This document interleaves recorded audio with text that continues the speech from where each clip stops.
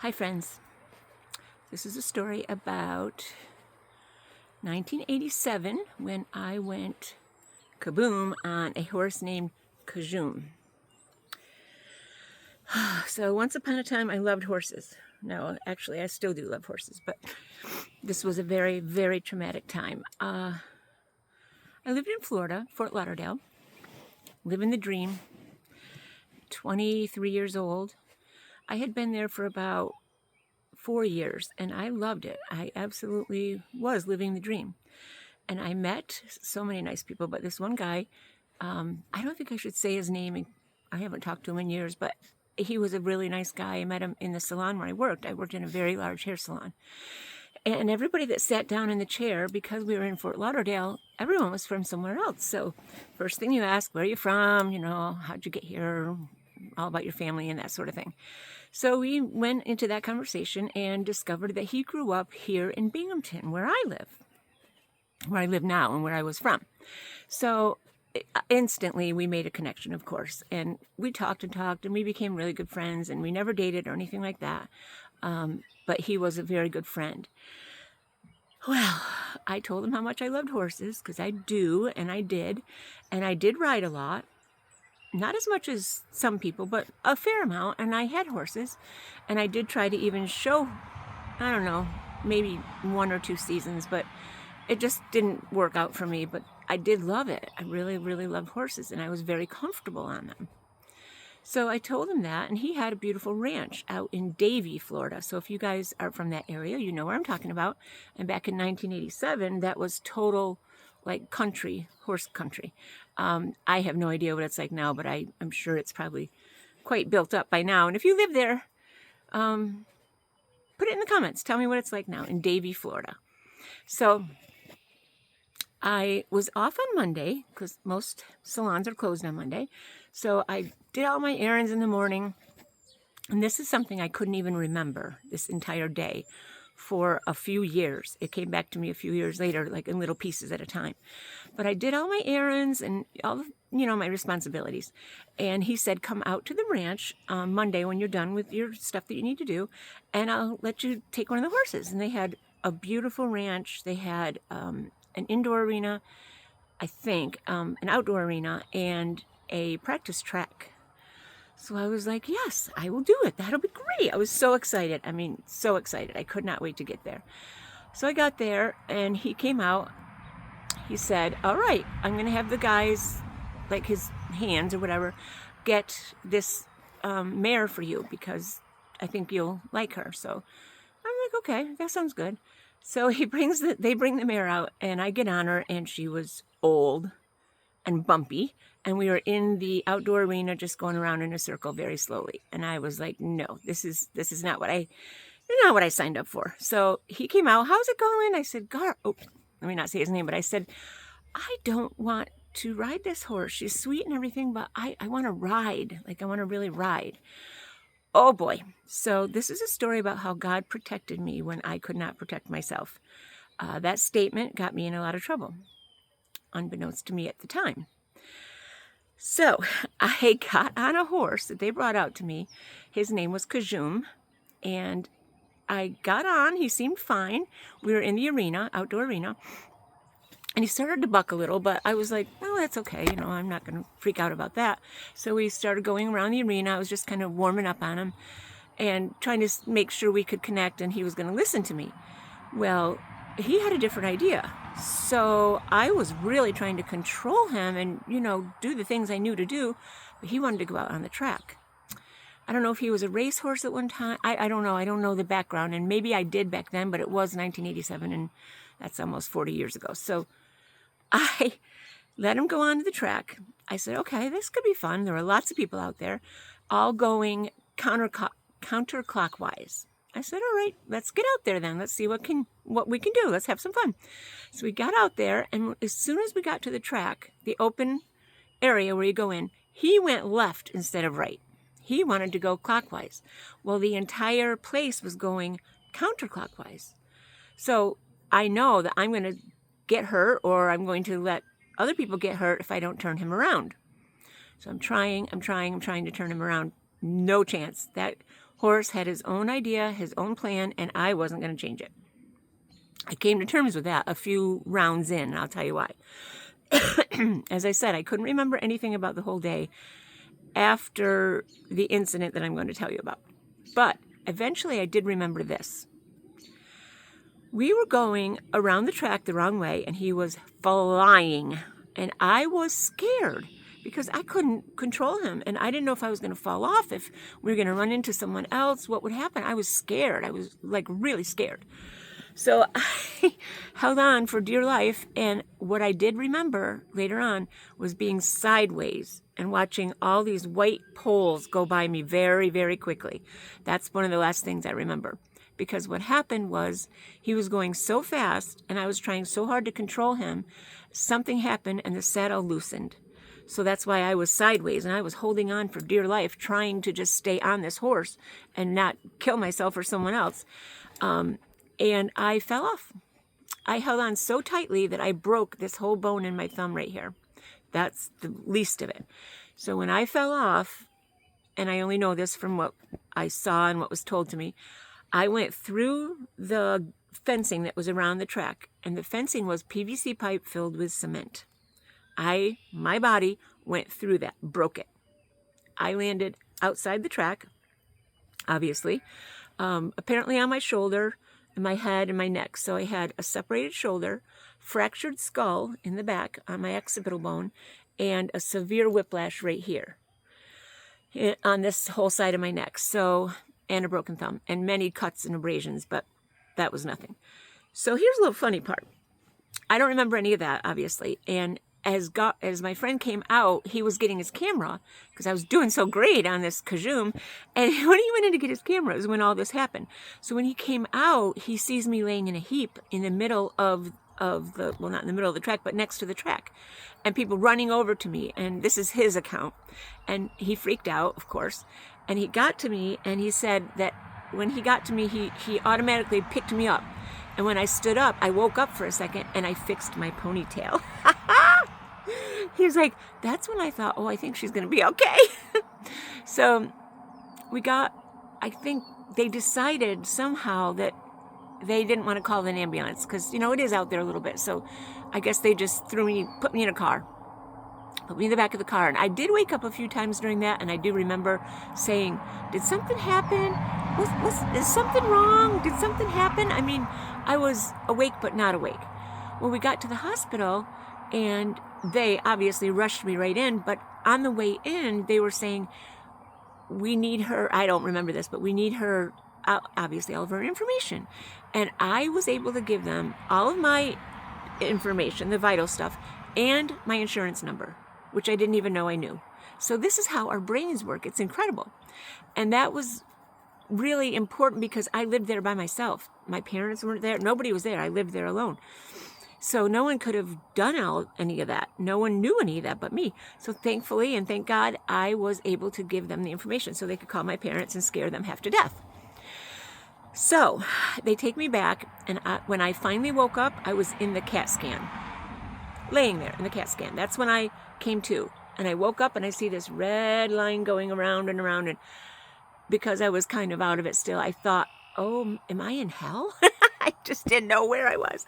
I thought, this is it. I must be in hell. It's red. And oh, it was so scary.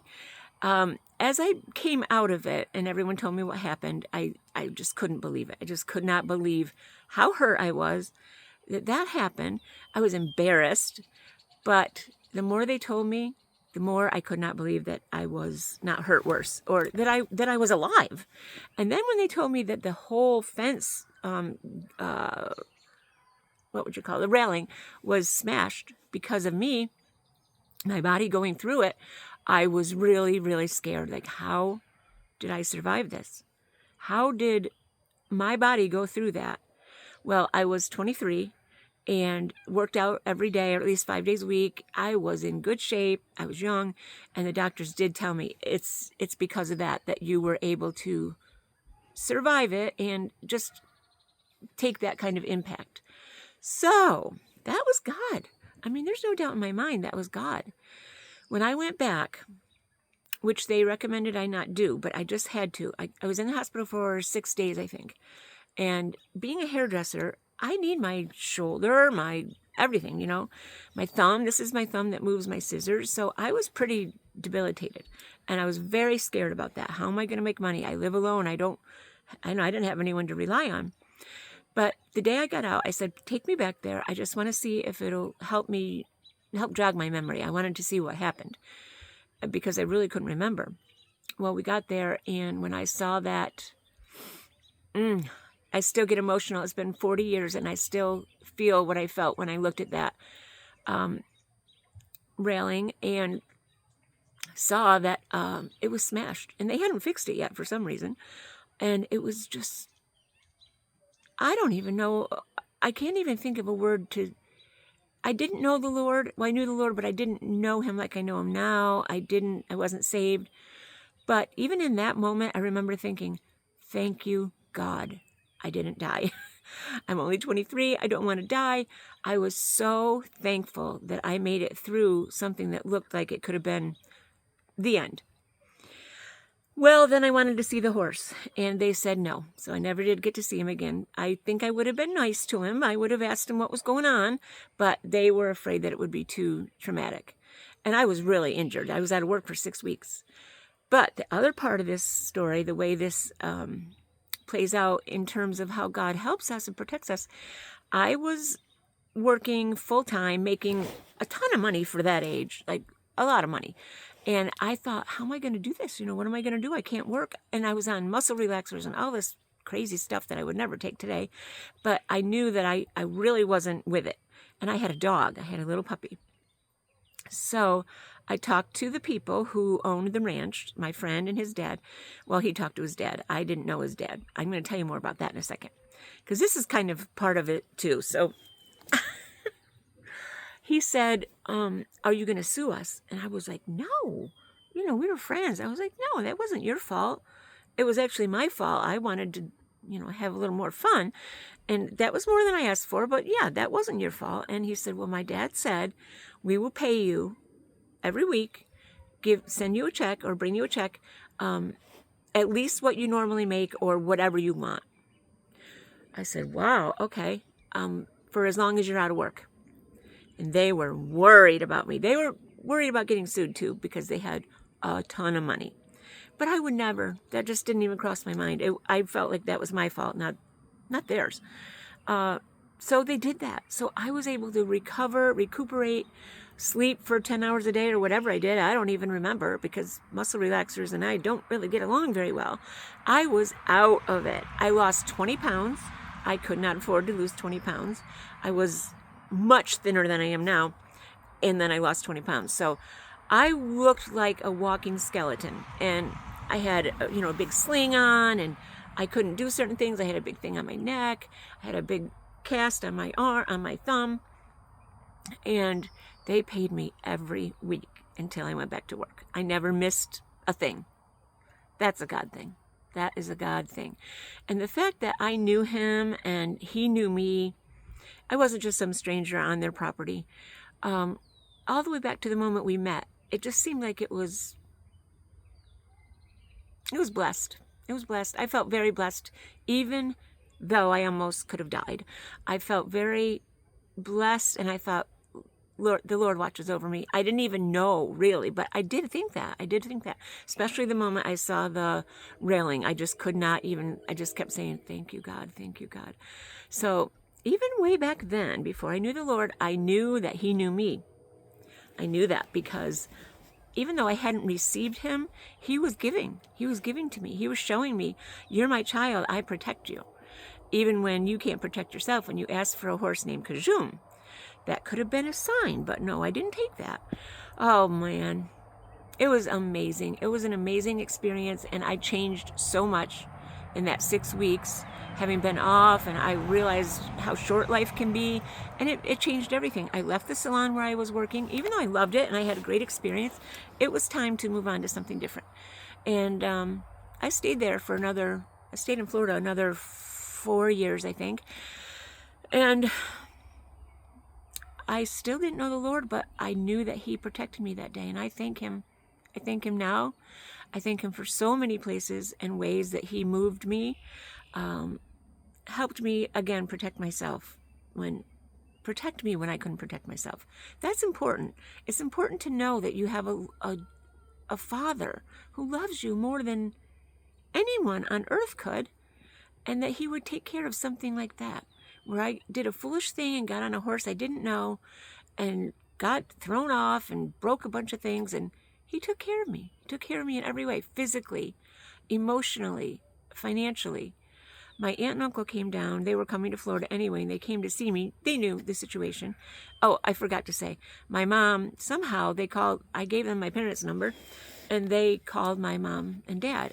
And so my mom, when I was finally able to talk, probably a day or two into it, she said, we're packing up the camper. We're coming down. And I was like, oh, no, you don't need to. I'm fine. And she believed me. And this is when I was still in the hospital. Well, no one told her how bad it was. And I was just so out of it. I was like, don't worry about it. I'll be fine. They didn't come down. Well, my aunt and uncle were coming down anyway, as I said. So they came down, and when they got to my apartment and saw the skeleton that I was, and I had just gotten a new car too, and it was a 5-speed stick. I couldn't drive it. Well, I shouldn't drive anyway because I was really out of it.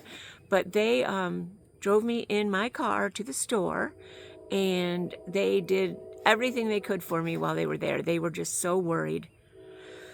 And when I look at the pictures, I sort of remember them being there, and I remember taking the picture, but when I look at the picture, it's like I'm looking at someone else. It was, a head injury is no joke. So you know what they told me? Well, you're going to make it through this, but this type of injury, especially the whiplash, it's going to revisit you one day when you're old. Well, guess what? I was in the ER last Sunday because, well, a bunch of reasons, but one of the problems was my neck. It hurt so bad. I couldn't even turn my head to go, like I was trying to go get my meds at the pharmacy after the visit. I couldn't even turn my head to look at her. I had to like turn my whole body. It hurt so bad. They did a CAT scan again, and he said it looked okay except arthritis. So apparently I'm old because it's come back to visit me, but that's okay. I don't mind. As long as I'm here, I don't mind. Short story about my friend. I'm just going to say his first name, Garo. He was a good friend, so this scared him to death. He like clung on to me after that. He was so worried that I was going to have some long-term damage or whatever. And I'm not saying I don't, but he wouldn't leave me. And like I said, we never dated, but we would hang out. So one night after I was home and I was starting to heal, and I think I might have even been back to work by then, he asked if he could come over. He said, I want to come over and watch 60 Minutes. 60 Minutes? I'm 23. I don't care about 60 Minutes. So I'm like, okay, I don't know. Why do you want to do that? Oh, you'll see. So he came over. We got food. We were hanging out, waiting for it to come on. And I asked him again, why are we watching this? He said, oh, you'll see. Well, I did see. He said, okay, sit down. You got to watch this part. And on comes his father.